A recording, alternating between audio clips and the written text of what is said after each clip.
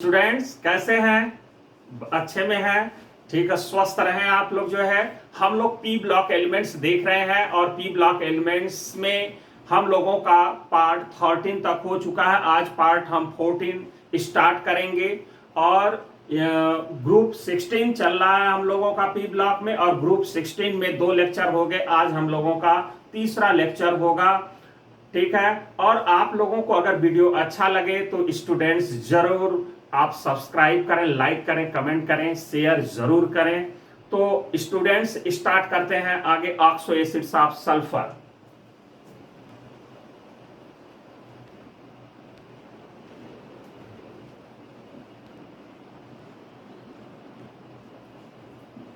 तो स्टूडेंट्स हम लोग अगर देखें तो ऑक्सो एसिड्स ऑफ सल्फर में, तो सल्फर जो है कि लार्ज नंबर में ऑक्सो एसिड्स बनाता है, और वो जो ऑक्सो एसिड्स बनाता है वो फ्री स्टेट में होता है या वो सॉल्ट के फॉर्म में होता है या दोनों के फॉर्म में होता है। इस बात को ध्यान देंगे। ऑक्सो एसिड्स में अगर एसएस लिंकेज पाया जाता है, ठीक है, तो उसको हम बोलते हैं थायो एसिड्स। ध्यान दें कि एसएस लिंक होगा तो उसको बोलेंगे थायो एसिड्स। थर्ड पॉइंट में अगर हम लोग देखें कि लोअर ऑक्सीडेशन स्टेट्स जो होंगे उनको हम अस देंगे, जैसे सल्फ्यूरस है ना। और जो हायर ऑक्सीडेशन स्टेट बिलोंग, जो ऑक्सो एसिड्स होंगे जिसमें सल्फर का ऑक्सीडेशन स्टेट ज्यादा होंगे, उसको हम इक सीरीज में रखते हैं। ठीक है, तो अस वाला लोअर ऑक्सीडेशन स्टेट वाला और इक वाला जो है हायर ऑक्सीडेशन स्टेट्स वाला, जैसे सल्फ्यूरिक एसिड, ये हायर ऑक्सीडेशन स्टेट्स वाले हैं। On the basis of structure of oxo acids of sulphur, अगर हम लोग देखें तो इसको कई कैटेगरी में कैटेगराइज किया गया है। जैसे हम लोग देखें सल्फ्यूरस एसिड है ना, ये ढेर सारे एग्जांपल आपको दिखाई दे रहे हैं। Sulphuric acid series, thionic acid series, peroxo series etcetera. अब हम लोग एक टेबल के रूप में सब देखते हैं कि नेम, फार्मूला, ऑक्सीडेशन स्टेट और उसकी बेसिसिटी।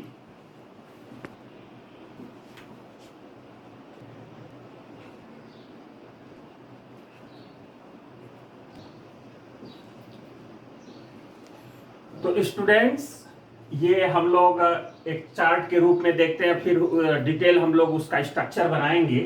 तो ऑक्सो एसिड्स ऑफ सल्फर में अगर हम लोग देखें तो इसको 4 सीरीज में जो है कि कैटेगराइज किया गया, जैसा आपने देखा था। तो sulphurous acid series, sulphuric acid series, thionic acid series, peroxo acid series. तो हर सीरीज में जो है कि यहाँ पर हमने नाम, फार्मूला, ऑक्सीडेशन स्टेट और बेसिसिटी दिया हुआ है। जैसे सल्फ्यूरस एसिड है H2SO3, थायोनस एसिड है H2SO4 है ना। ऐसे ही हाइपोसल्फ्यूरस एसिड है H2H2O4। इसी तरह से पायरोसल्फ्यूरिक एसिड है ओलियम, जिसको कहते हैं H2H2O7, ऑक्सीडेशन स्टेट +6, डाइबेसिक। ऐसे ही थायोनिक एसिड है H2H2O6।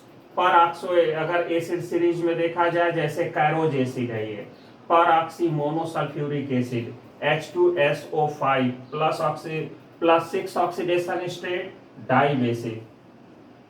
अगर हम लोग यहाँ जो ये 2 देख रहे हैं वो इसका क्या है, बेसिसिटी है। क्लियर? मतलब बेसिसिटी का मतलब total number of replaceable H+ ion.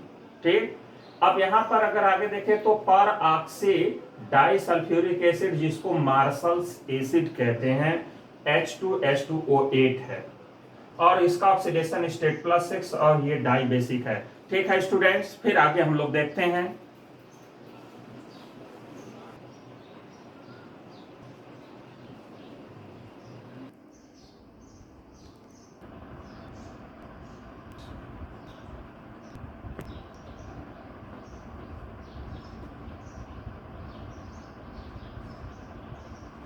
तो स्टूडेंट्स हम लोग अगर देखें तो structures of oxo acids of sulphur, तो ये सारे जो है कि ऑक्सो एसिड्स हैं और उनके स्ट्रक्चर हैं। और ये हम आपको बता दें कि आपका ये देखिए कंपटीशन के पॉइंट ऑफ व्यू से और बोर्ड के पॉइंट ऑफ व्यू से बहुत इंपॉर्टेंट होते हैं ऑक्सो एसिड्स। और बोर्ड में तो 2 नंबर का, क्लास 12th बोर्ड में 2 नंबर का तो ये स्ट्रक्चर बनाने के लिए आता है, और 2 कंपाउंड दिए रहते हैं, ऑक्सो एसिड्स दिए रहते हैं। तो ये स्ट्रक्चर क्लियर होना चाहिए। और कंपटीशन में तो इससे रिलेटेड बेसिक है ना, बेसिसिटी वगैरह ये सब पूछता ही रहता है। तो आगे हम लोग देखें, ये है H2SO3 सल्फ्यूरस एसिड का स्ट्रक्चर ये होगा। और स्ट्रक्चर हमने बनाना कैसे है या कैसे बनाते हैं ये हमने बताया था। एक बार हम और जल्दी से हिंट कर देते हैं। तो किसी भी ऑक्सो एसिड्स का अगर स्ट्रक्चर बनाना होता है तो अगर ध्यान दे तो इसमें 3 डिफरेंट एटम्स आए हैं। तो 3 डिफरेंट एटम्स मान लीजिए कि A B C 3 different atoms हैं। तो इसमें कौन ऐसा है जो सबसे ज्यादा इलेक्ट्रोनेगेटिव है? तो मान लेते हैं कि C सबसे ज्यादा इलेक्ट्रोनेगेटिव एटम है। तो जो सबसे ज्यादा इलेक्ट्रोनेगेटिव होता है उसको आप छोड़ दीजिए अभी। तो अब ये ज्यादा सबसे है तो इसको छोड़ दीजिए। और ये कौन सा एलिमेंट हो सकता है? खून में से कोई भी एक एलिमेंट हो सकता है। तो अब ये छूट गया। तो अब A और B में से देखिए किसके पास बैलेंस सेल इलेक्ट्रॉन ज्यादा है। तो A और B में से मान लीजिए B के पास बैलेंस सेल इलेक्ट्रॉन ज्यादा है A से। तो B आपका क्या बन जाएगा? सेंट्रल एटम बन जाएगा। और फिर इसी सेंट्रल एटम से इसको और इसको उनके कंबाइनिंग कैपेसिटी के अनुसार जोड़ दीजिए, इससे वही स्ट्रक्चर होगा। जैसे मान लीजिए यहां पर अगर हम लोग देखें, जैसे मान लीजिए कि सल्फ्यूरिक H2SO4 का स्ट्रक्चर बनाना है, H2SO4 का, ठीक है। तो अब यहां पर अगर ध्यान दें तो इसमें 3 डिफरेंट एलिमेंट्स है। ऑक्सीजन सबसे इलेक्ट्रोनेगेटिव है, अभी पल भर के लिए छोड़ दीजिए। अब बचा सल्फर और हाइड्रोजन। तो सल्फर के पास क्या है? 6 बैलेंस सेल इलेक्ट्रॉन है और हाइड्रोजन के पास 1 है। तो सल्फर ही क्या बनेगा? सेंट्रल एटम बनेगा। तो सेंट्रल एटम आपका सल्फर बन गया। और जितना इसके बाहरी सेल में होते हैं उतना उसकी कंबाइनिंग कैपेसिटी बना दीजिए, ठीक है। उतना इसकी कंबाइनिंग कैपेसिटी बना दीजिए। तो ये कंबाइनिंग कैपेसिटी हो गया सल्फर का। 6 होता है तो 6 आपने ऐसे बांड लगा दिया। बांड ये लगाते समय VSEPR थियरी को जरूर ध्यान देंगे कि सारे बांड्स मैक्सिमम डिस्टेंस पर हों, ठीक। तो अब सारे बांड्स यहाँ पर जैसे ये टेट्राहेड्रल टाइप का हमने बनाया है, एक ऊपर, एक ऐसे और एक इधर, क्लियर। तो अब यहाँ पर ऑक्सीजन की बैलेंसी 2 होती है, बाकी दोनों को इनके कंबाइनिंग कैपेसिटी के अनुसार ही सल्फर से जोड़ना है। और जो सेंट्रल एटम होंगे उनके एक्सपेंडेड फॉर्म वाला बैलेंसी लेना है। जितना उसके बैलेंस सेल में इलेक्ट्रॉन है उतना उसकी कंबाइनिंग कैपेसिटी लेके चलेंगे, ठीक। तो अब यहाँ पर हो गया, ये ऑक्सीजन जुड़ गया, यहाँ भी डबल बॉन्ड से ऑक्सीजन जुड़ गया। अब यहाँ पर ऑक्सीजन एक जोड़ दीजिए, एक यहाँ। अभी ऑक्सीजन की कंबाइनिंग कैपेसिटी 2 होती है लेकिन अभी एक ही से जुड़ा है, तो एक और जोड़ दीजिए बॉन्ड, एक और जोड़ दीजिए, जुड़ गया। अब हाइड्रोजन को जोड़ दीजिए, हाइड्रोजन की कंबाइनिंग कैपेसिटी 1 होती है तो 1 हाइड्रोजन जोड़ दीजिए। तो ये हो गया H2SO4 का क्या स्ट्रक्चर। तो यही कॉन्सेप्ट जो है कि ध्यान देंगे सभी का स्ट्रक्चर बनाने में, इस बात को ध्यान देंगे आप लोग। तो आप एक एक करके यहाँ पर देखें। अब जैसे H2O4 है, थायोनस एसिड है, इसका स्ट्रक्चर ये होगा। थायोसल्फ्यूरस एसिड है ये, इसका स्ट्रक्चर ये है। पायरोसल्फ्यूरस एसिड या डाइसल्फ्यूरस एसिड है, इसका स्ट्रक्चर ये होगा। और यहाँ पर अगर हम लोग देखें तो ये है सल्फ्यूरिक एसिड, ये है थायोसल्फ्यूरिक एसिड, ये है पायरोसल्फ्यूरिक एसिड या ओलियम है, ये डाइथायोनिक एसिड है, और वो है पॉलीथायोनिक एसिड है, पर मोनोसल्फ्यूरिक एसिड है, पर ऑक्सो डाइसल्फ्यूरिक एसिड है। ये था हम लोगों का ऑक्सो एसिड्स। अब आगे हम लोग कुछ इसके बारे में और जानें।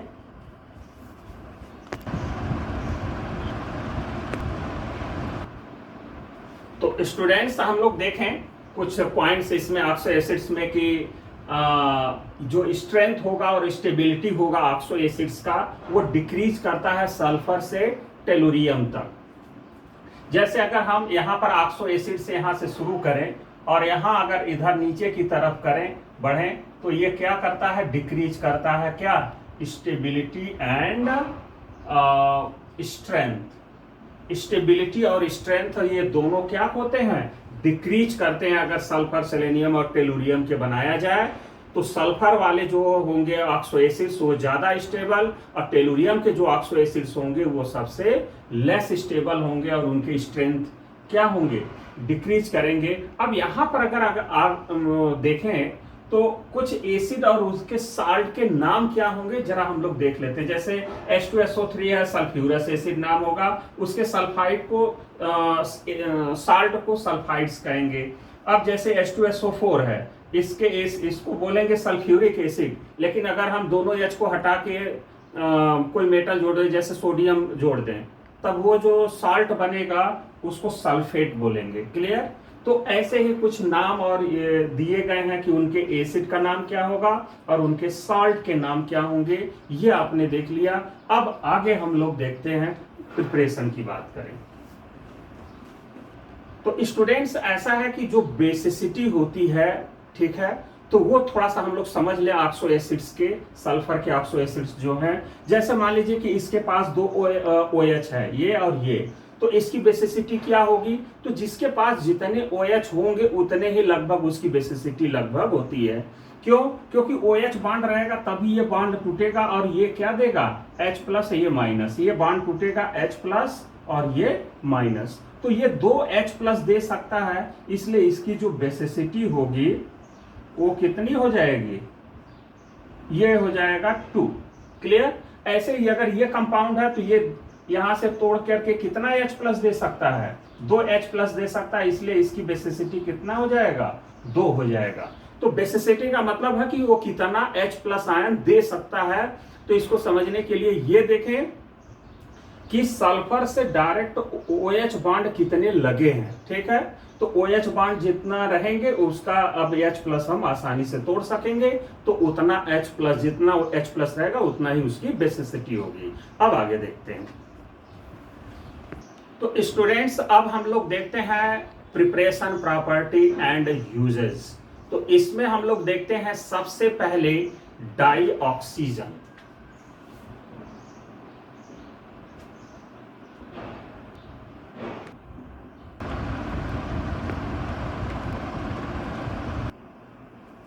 तो स्टूडेंट्स, हम लोग देखें डाई ऑक्सीजन के बारे में। तो ये डाई ऑक्सीजन है और इसके बारे में जरा हम लोग एक एक करके देखें कि ये, और डाई ऑक्सीजन मतलब ऑक्सीजन क्या होता है? Colourless, odourless and tasteless gas. ये तो आप अच्छी तरह से जानते ही हैं कि it is sparingly soluble in water, water में डिजॉल्व होता है। और एक्वेटिक जो एनिमल्स होते हैं इसीलिए तो वो जीवित रहते हैं, सस्टेन करते हैं, जो अगले पॉइंट में आप देख रहे हैं, भाई डिजॉल्व होता है तभी तो। अब आगे अगर हम बात करें कि appreciably soluble in alkaline, pyrogallol, liquid oxygen exhibit paramagnetic in nature, ये आप लोग जानते हैं। मेल्टिंग और बॉइलिंग पॉइंट की बात करें तो मेल्टिंग पॉइंट होता है 54.4 केल्विन, लेकिन अगर बॉइलिंग पॉइंट की बात करें तो क्या हो जाएगा? 90.2 केल्विन होता है। Oxygen is found in free state in the atmosphere, ठीक है, to the extent of about 21% by volume, है ना, 23% बाई मास। ये आप लोग अच्छी तरह से जानते हैं, वो न्यूमेरिकल में बहुत यूज करते रहते हैं आप लोग। It is the most abundant element, 46.5% in the earth crust. It liquefies at 90 kelvin and freezes at 55 kelvin. और इसके आइसोटोप्स जो होते हैं ये हम लोग अच्छी तरह से जानते हैं कि आइसोटोप्स जो है कि ऑक्सीजन के क्या होते हैं? 16, ऑक्सीजन 17 और ऑक्सीजन 18। जो ऑक्सीजन 18 होता है वो रेडियो एक्टिव होता है, ये बात हम लोग जाने, इसको याद रखें। और oxygen directly reacts with readily all metals and non metals except gold, platinum, some noble gases. तो ऑक्सीजन हाईली रिएक्टिव तो होता ही है, लगभग सभी मेटल से रिएक्ट करते हैं, लेकिन जो लेस रिएक्टिव मेटल है जैसे गोल्ड है, प्लैटिनम है, ये इन सबसे क्या करते हैं? वो रिएक्ट नहीं करता है। इस बात को हम लोग ध्यान देंगे। आगे हम लोग देखते हैं प्रिपरेशन।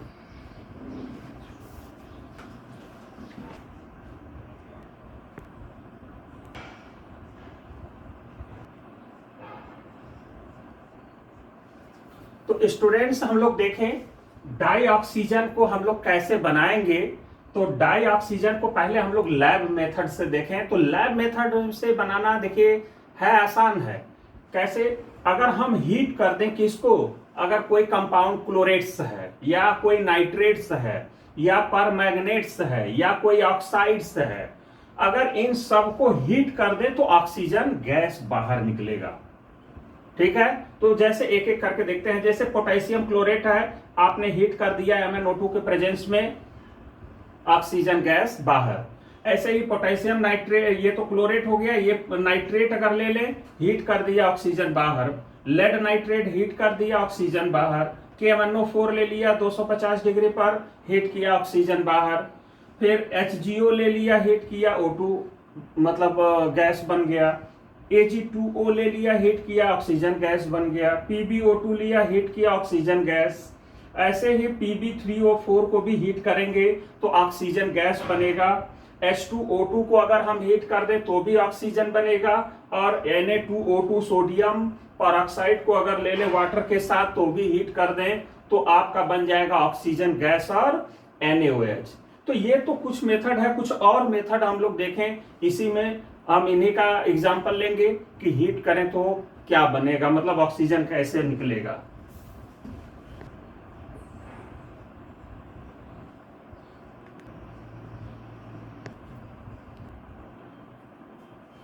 तो स्टूडेंट्स, हम लोग लैब मेथड में दो और देख लेते हैं। ठीक है, चीज तो यही है कि जैसे यहां पर है क्रोमेट्स, ठीक है, पोटेशियम डाइक्रोमेट्स है। अगर 400 डिग्री सेल्सियस पर हीट कर दें तो ऑक्सीजन गैस बाहर हो जाएगा, मतलब ऑक्सीजन गैस बन जाएगा। अगर मैग्नीज डाइऑक्साइड को अगर हम लोग ले लें और उसको हीट कर दें तो भी आपका ऑक्सीजन गैस बन जाएगा। ऐसे ही ब्लीचिंग पाउडर अगर ले लें और हाइड्रोजन परऑक्साइड से रिएक्शन करेंगे तो भी ऑक्सीजन बनेगा। और पोटेशियम परमैंगनेट, सल्फ्यूरिक एसिड और H2O2 लें तो भी ऑक्सीजन निकल रहा है बाहर।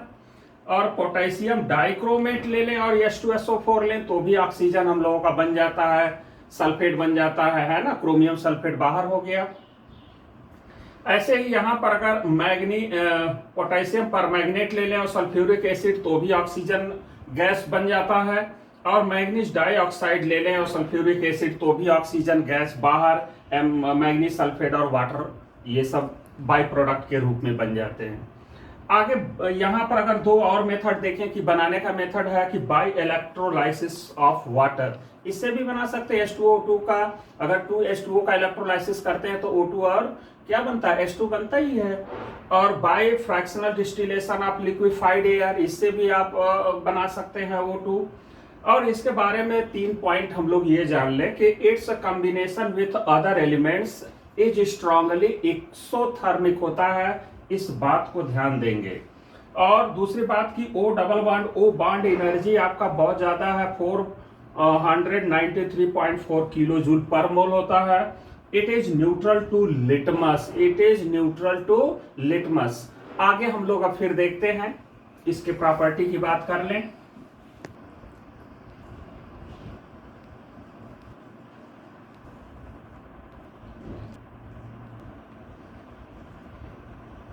तो स्टूडेंट्स, हम लोग देखें इसके प्रॉपर्टीज में, तो प्रॉपर्टीज में पहले हम लोग देखते हैं रिएक्शन विथ नॉन मेटल्स। तो जब नॉन मेटल से ये ऑक्सीजन रिएक्ट करेगा तो क्या प्रोडक्ट होगा, एक एक करके हम लोग अगर देखें। जैसे यहाँ H2 और O2 मिलेंगे, है ना, इनका इलेक्ट्रिक डिस्चार्ज किया जाए इन दोनों को एक साथ लेके तो वाटर आपका बन जाएगा। N2 और O2 मिलेंगे इस टेम्परेचर पर तो नाइट्रिक ऑक्साइड का फॉर्मेशन हो जाएगा, ये बन जाएगा आपका।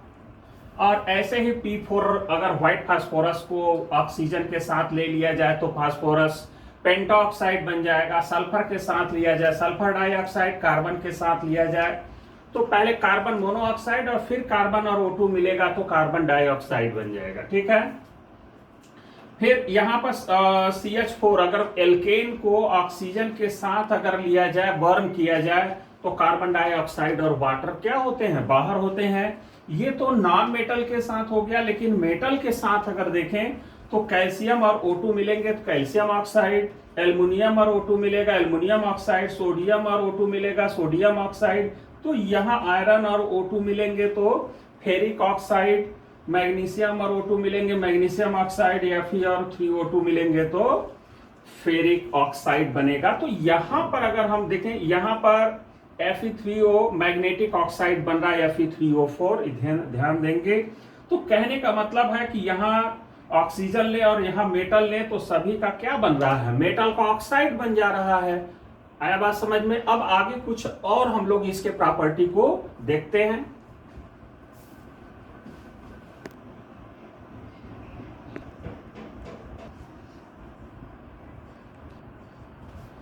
तो स्टूडेंट्स हम लोग अगला प्रॉपर्टी देखते हैं, third, reaction with organic compounds. Organic compounds में अगर हम लोग देखें तो ये है एल्केन। एल्केन का रिएक्शन अगर हम ऑक्सीजन के साथ, एल्केन और ऑक्सीजन के साथ अगर हम बर्न करा दें तो क्या होगा, अगर हम लोग देखें तो कार्बन डाइऑक्साइड और ये वाटर बाहर हो जाएगा। लेकिन उस रिएक्शन को बैलेंस करने के लिए हम लोग क्या करते हैं, जैसे मान लीजिए कि ये एल्केन है, जैसे ये है एल्केन, इसमें कार्बन 2 है, तो यहां पर n की संख्या क्या हो गया 2, तो 3 2 जा 6 प्लस 1 7/2, तो यहाँ 7/2 ऑक्सीजन हो गया। ठीक है, यहाँ कितना CO2 बनेगा n, आने की 2 कार्बन है तो 2 CO2, और यहाँ n+1 H2O आने की 2 कार्बन था तो 2+1 आने 3 H2O हो गया। तो इस तरह से हम लोग बैलेंस करते हैं। ऐसे ही अगर कोई एनी हाइड्रोकार्बन है, कोई भी ऑर्गेनिक कंपाउंड्स है, अगर ऑक्सीजन के साथ बर्न करें तो ये वाला फार्मूला लगा करके उसको बैलेंस करेंगे।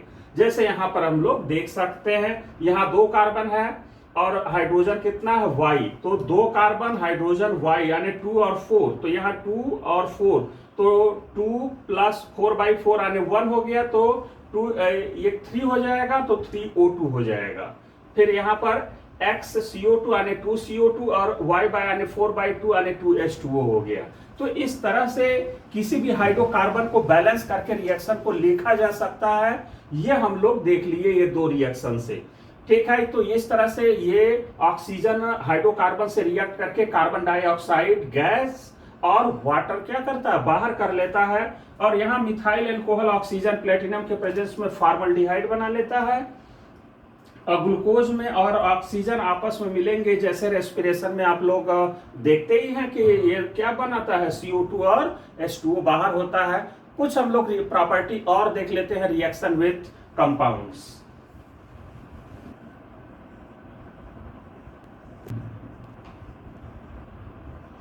तो स्टूडेंट्स आगे हम लोग देखते हैं, भाई देख ही रहे हैं आप लोग, बड़े देखिए ये है तो थोड़ा सा आप लोगों को हेजिटेट करेगा, मतलब परेशानी में डालेगा, है ना, मुश्किल होता है ये इनऑर्गेनिक के रिएक्शन को देखना, लेकिन फिर भी हम लोगों का काम है देखना, हम लोग देखेंगे। और एक बार कोई भी चीज़ स्क्रीन से, आपके स्क्रीन से गुजर जाएगा आंख से ना, तो वो चीज़ क्या होता है दिमाग में बैठ जाता है और फिर वो जल्दी भूलता नहीं है, और ऑप्शन रहते हैं आप इजीली उसको समझ जाते हैं कि हाँ ये आंसर करेक्ट होगा। तो केवल आप स्क्रीन पर से गुजारें, आगे देखें।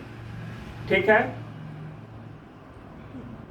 तो हम लोगों का क्या होगा, हम पूरा याद हो जाएगा। तो देखें यहाँ रिएक्शन विथ कंपाउंड्स, यहाँ ZnS + 3O2 अगर मिलेंगे तो ZnO + SO2 होगा, और सल्फर डाइऑक्साइड और O2 अगर आपस में लें वैनेडियम पेंटाऑक्साइड के प्रेजेंस में, तो कांटेक्ट प्रोसेस से क्या बन जाएगा, SO3 बन जाएगा। क्लियर, HCl और O2 अगर CuCl2 अगर लें तो डेकेंस प्रोसेस से क्या बन जाएगा, ये आपका क्लोरीन गैस बन जाएगा। ये भी ऑक्सीजन की प्रॉपर्टी है। एन अमोनिया में अगर ऑक्सीजन गैस पास कर दें प्लैटिनम गैंग के साथ तो नाइट्रिक ऑक्साइड बन जाएगा, और ओसवाल्ड प्रोसेस से बनाने का मेथड होगा। और कार्बन डाइसल्फाइड में ऑक्सीजन पास कर दे तो CO2 और सल्फर डाइऑक्साइड बन जाएगा। तो ये रहा ढेर सारा ऑक्सीजन के क्या प्रॉपर्टी। और आप लोग स्टूडेंट्स जानते ही हैं कि यूज क्या होगा, क्योंकि ऑक्सीजन का यूज बहुत अच्छे से आप जानते हैं कि it is used in normal respiration and combustion process. Oxygen cylinders are used in hospitals, high altitude flying mountaineering.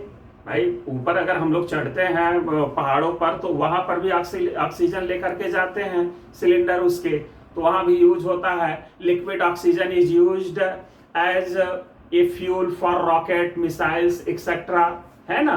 In oxygen hydrogen या oxygen acetylene torches which are used for cutting and welding of metals, ये भी होता है। A mixture of carbon dust and liquid oxygen is used as a explosive for coal mining, ये आप लोग अच्छी तरह से जानते हैं। तो ये रहा कुछ यूजेस। अब आगे हम लोग स्टूडेंट्स देखते हैं।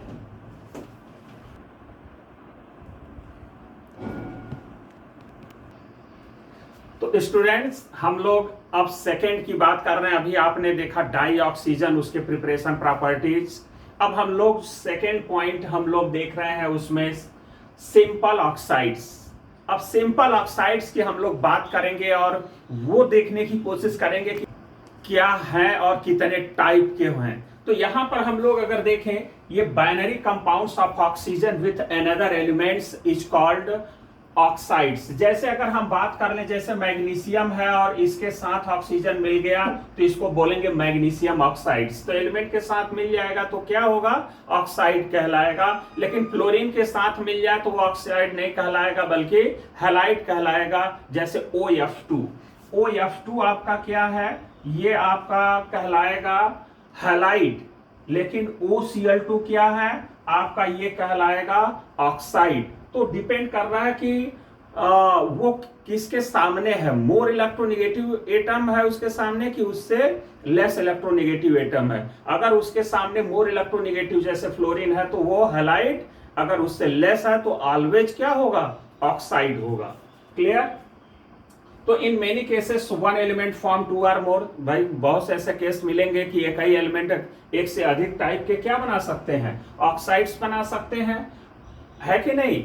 तो the oxides very widely in their nature and properties. Fourth की बात करें तो simple oxides can be classified on the basis of their acidic basic amphoteric characters के बेसिस पर देखें तो ये कई तरह के होंगे। जैसे यहाँ acidic oxides, basic oxides, neutral oxides, amphoteric oxides, poly oxides. तो यहाँ पर क्या है, डिफरेंट तरह के क्या है ऑक्साइड्स हैं। अब एक एक करके हम लोग देखें कि वो है क्या चीज। ठीक है।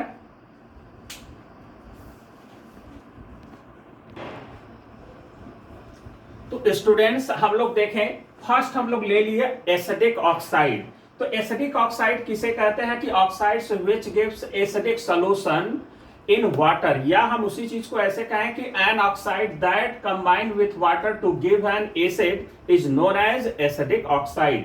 कहने का मतलब ये हो गया हम लोगों का कि अगर कोई भी ऑक्साइड है, अगर वो वाटर से रिएक्ट कर रहा है और एसिड दे रहा है, ठीक है, तो हम उसको एसिडिक ऑक्साइड कहेंगे, यानी कि वो H+ देने की कैपेबिलिटी रख रहा है एक तरह से। ठीक है। जैसे यहां पर अगर हम लोग देख लें, SO2 + H2O गिव्स H2SO3, ये क्या है, एसिड है, क्योंकि ये क्या दे सकता है, H+ दे सकता है, इसलिए हम इसको एसिड कह रहे हैं। तो ये पहला हो गया, ये एसिडिक ऑक्साइड क्यों कह रहे हैं, क्योंकि ये वाटर से रिएक्ट करके एसिड बना रहा है। दूसरा पॉइंट हम लोग अगर देखें कि only non metal oxides are acidic. Non metal oxide जितने भी होते हैं वो एसिडिक ऑक्साइड होते हैं।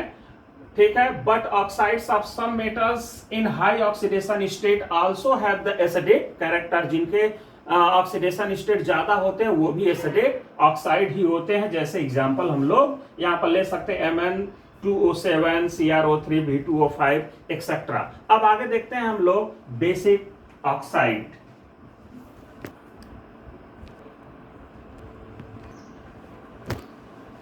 तो स्टूडेंट्स हम लोग आगे देखते हैं second, basic oxides. Basic oxides का मतलब ये हो गया कि oxides which react with acid to form salts. ऐसा कोई ऑक्साइड्स है जो एसिड से रिएक्ट करके अगर सॉल्ट बना ले, या ऑक्साइड्स जो है वो बेस और वाटर, ठीक है, अगर वाटर से रिएक्ट कर जाए, अगर वो कोई बेस बना ले तो उसको हम लोग बोलेंगे बेसिक ऑक्साइड्स। जैसे ये एग्जांपल्स हैं। तो ये क्लियर हो गया कि या oxides which give a base with water are known as basic oxides. जैसे यहां पर ये सारे हैं बेसिक ऑक्साइड्स। तो बेसिक ऑक्साइड्स क्या होते हैं, जनरली जो है कि एक तरह से मेटल के ऑक्साइड्स होते हैं। ठीक है। तो ये सारे क्या है, मेटल के ऑक्साइड है, इसलिए इसको बेसिक ऑक्साइड्स भी कहते हैं। यहां अगर देखें या हम ये तो डिफिनेशन क्लियर हो गया, oxides which reacts with acid to form salt, जो बनाएगा सॉल्ट वो बेसिक ऑक्साइड्स कहलाएगा। जैसे एग्जांपल में ले लें CaO प्लस वाटर, अगर ऑक्साइड ठीक है यानी बेस और वाटर से रिएक्ट करे, अगर ये बना ले रहा है तो हम उसको कह रहे हैं कि इसको क्या कह सकते हैं, बेसिक ऑक्साइड कहेंगे, क्योंकि ये बेस का यानी कैल्शियम हाइड्रोक्साइड बना लिया, यानी कि ये OH माइनस दे सकता है। चलिए, तो ये हो गया बेसिक ऑक्साइड्स। न्यूट्रल ऑक्साइड्स की बात कर लें कि oxides which do not react with acid या बेस, जो एसिड और बेस से ना रिएक्ट करे उसको हम लोग बोलते हैं न्यूट्रल ऑक्साइड्स। क्लियर? या there are some oxides which are neither acidic nor basic, such oxides are known as neutral oxides. ना एसिडिक हो ना बेसिक अगर ऑक्साइड्स हो तो उसको हम न्यूट्रल ऑक्साइड्स कहेंगे, जैसे CO है, NO है, N2O है, H2O है, W2O है, ये सब क्या है, न्यूट्रल ऑक्साइड्स हैं, मतलब इसको एसिडिक बेसिक नहीं कह सकते। अब आगे देखते हैं हम लोग।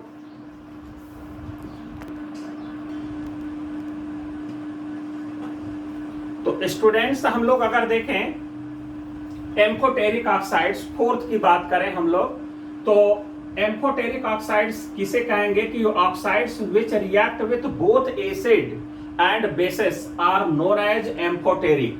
जो एसिड और बेस दोनों से रिएक्ट करे जो ऑक्साइड, उसको हम एम्फोटेरिक ऑक्साइड्स कहेंगे। These oxides have both acidic and basic property. Acidic basic दोनों प्रॉपर्टी उसमें होता है, इसलिए वो दोनों से रिएक्ट कर जाता है। एग्जाम्पल अगर देखें तो ZnO, SnO, Al2O3, AH2O3 ये सब क्या है, एम्फोटेरिक ऑक्साइड्स हैं। Amphoteric oxides react with acids as well as alkalis. ये एसिड और बेस दोनों से रिएक्ट करते हैं। एग्जांपल में है जैसे Al2O3 है, जैसे Al2O3 और 6HCl और 9H2O ले लें तो ये कॉम्प्लेक्स बन जाएगा। ये आने की ये जो ऑक्साइड है वो एसिड से रिएक्ट किया, अब यही ऑक्साइड देखिए बेस से भी रिएक्ट कर रहा है 3H2O के साथ, तो क्या बन गया, ये भी एक कॉम्प्लेक्स बना लिया। तो ये जो एम्फोटेरिक है वो एसिड बेस दोनों से रिएक्ट करते हैं, जैसा आपने यहाँ पर देखा। अब आगे हम लोग फिफ्थ में लेते हैं पॉलीऑक्साइड्स की पॉलीऑक्साइड्स क्या क्या होते हैं।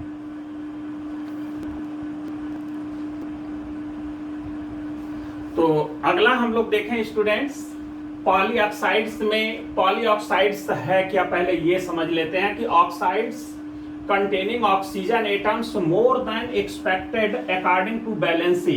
इसका मतलब हो गया कि जितनी वैलेंसी है उससे कुछ ज्यादा है ना, valency law are known as polyoxides. Clear? तो these can be divided into following, ये है हमने लिख दिया, peroxide, superoxides, dioxides, higher oxides, suboxides. तो ये कई तरह के पॉलीऑक्साइड्स होंगे जो यहां पर हमने लिख दिया, जिसमें फर्स्ट हम लोग ले रहे हैं पर ऑक्साइड्स। तो पर ऑक्साइड्स क्या है कि oxides having OO linkage are known as peroxide. जहां पर जिस कंपाउंड में, या हम यूं कहें कि जिस ऑक्साइड में OO लिंकेज होगा उसको हम पर ऑक्साइड कहेंगे। जैसे यहां पर देख लें, जैसे HOH है तो यहाँ OO लिंकेज मिल गया, तो इसका मतलब H2O2 क्या है, पर ऑक्साइड है। ऐसे ही यहाँ पर Na2O2 होगा तो यहाँ Na तो वहां भी OO लिंकेज, इसलिए उसको हम पर ऑक्साइड्स कहेंगे।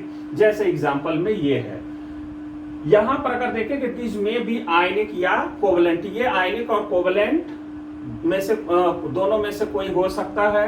आयनिक पर oxide give O2 minus ion देगा, एग्जाम्पल में Na2O2 या BaO2। H2O2 क्या होता है, कोवलेंट कंपाउंड होता है। क्लियर? आगे हम लोग देखते हैं सुपर ऑक्साइड्स।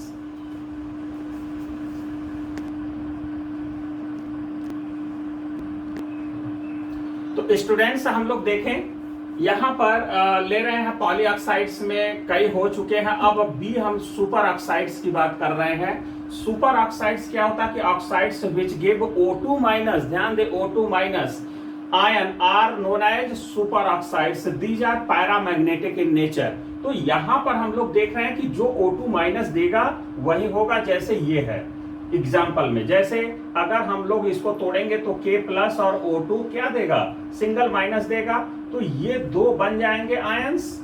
तो जो O2 माइनस देगा उसको सुपर ऑक्साइड्स कहेंगे। क्लियर। डाई ऑक्साइड्स किसे कहेंगे, oxides in which 2 oxygen atoms are directly linked with an atom of any element are known as dioxide. जैसे ये है, यहां पर समझ गए, 2 ऑक्सीजन यहां पर जुड़ा है, डायरेक्ट जुड़ा हुआ है, इसको हम लोग बोलेंगे डाई ऑक्साइड। हायर ऑक्साइड्स का मतलब oxides having excess of oxygen are known as higher oxides. जहां लगे कि ऑक्सीजन एटम बहुत ज्यादा जुड़ा है वह उसको हम लोग बोलेंगे हायर ऑक्साइड्स, जैसे Cl2O7, Mn2O7, N2O5 एक्सेट्रा। आगे हम लोग सब ऑक्साइड्स देखते हैं आगे।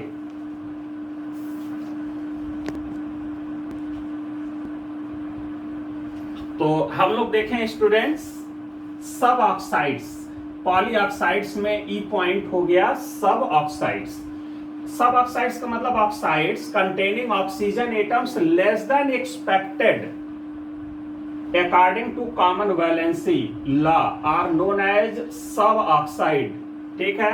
अब जैसे कि यहां पर अगर हम लोग देखें कि कार्बन बहुत ज्यादा है लेकिन ऑक्सीजन क्या है, बहुत कम है, जितना इसमें है उसके अपेक्षा बैलेंसिंग के अनुसार अगर देखें तो ये बहुत कम है।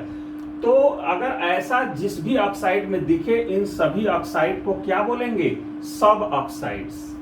यहां पर अगर हम लोग कुछ पॉइंट्स को अगर देखें तो पॉइंट्स क्या है कि on moving left to right in the period. जैसे अगर हम लोग ये देखें कि ये पीरियोडिक टेबल है, ठीक है, और यहां पर जो है कि अगर लेफ्ट टू राइट अगर हम लोग चलें तो होगा क्या कि acidic nature of oxides increase करेगा। अगर हम इधर से इधर चलते हैं, एलिमेंट्स का ऑक्साइड बना लें, तो इधर वाले जो है कि क्या होंगे, बेसिक नेचर के, और इधर वाले होंगे एसिडिक नेचर के। तो कहने का मतलब इधर से इधर चलेंगे तो एसिडिक कैरेक्टर क्या होगा, बढ़ेगा। जैसे एग्जांपल में हम लोग ये लिए हैं Na2O, MgO, ये सारे लेफ्ट टू राइट, यहां से अगर देखें तो sodium, magnesium, aluminium, silicon, phosphorus, है ना, सल्फर, क्लोरीन, इस तरह से होगा। सभी का ऑक्साइड हमने बना लिया। तो सोडियम ऑक्साइड स्ट्रॉन्ग बेस हो गया, लेकिन क्लोरीन का जो ऑक्साइड है वो स्ट्रॉन्ग एसिड हो गया। तो लेफ्ट टू राइट चल रहे हैं तो एसिडिक कैरेक्टर क्या हो रहा है, इंक्रीज कर रहा है। तो पीरियड में लेफ्ट टू राइट चलेंगे तो इंक्रीज करेगा। लेकिन ऐसे अगर हम लोग चलें, ऊपर से नीचे चले और सभी का ऑक्साइड बना लें, तो ऊपर से नीचे चलेंगे तो बेसिक कैरेक्टर बढ़ेगा। ये बात को ध्यान दें। जैसे यहां पर अगर हम लोग देखें, जैसे and basic nature decreases, similarly in moving down the group basic nature increases. मतलब उस ऊपर से नीचे चले, अगर सभी एक ही ग्रुप के सारे एलिमेंट का ऑक्साइड बना लें और ऊपर से नीचे चलें, तो नीचे वाले ऊपर से नीचे चलेंगे तो बेसिक कैरेक्टर बढ़ेगा। आने के ऊपर वाले एसिड होंगे तो नीचे वाले क्या होंगे, बेस होंगे। ये क्लियर हो गया होगा। तो स्टूडेंट्स ये सारा कॉन्सेप्ट आप देख लिए ऑक्साइड्स का। तो इस वीडियो के लिए स्टूडेंट इतना ही, फिर हम लोग मिलेंगे अगले वीडियो में, ठीक है। और ये पी ब्लॉक एलिमेंट्स चल रहा है, आप बहुत ईमानदारी से अच्छे से स्टडी करिए और हर चीज बहुत आराम से देखिए। सब देखेंगे, देखिए बहुत अच्छा होगा, बहुत अच्छा कॉन्सेप्ट क्लियर होगा। तो स्टूडेंट्स इतना ही, फिर मिलेंगे अगले वीडियो में।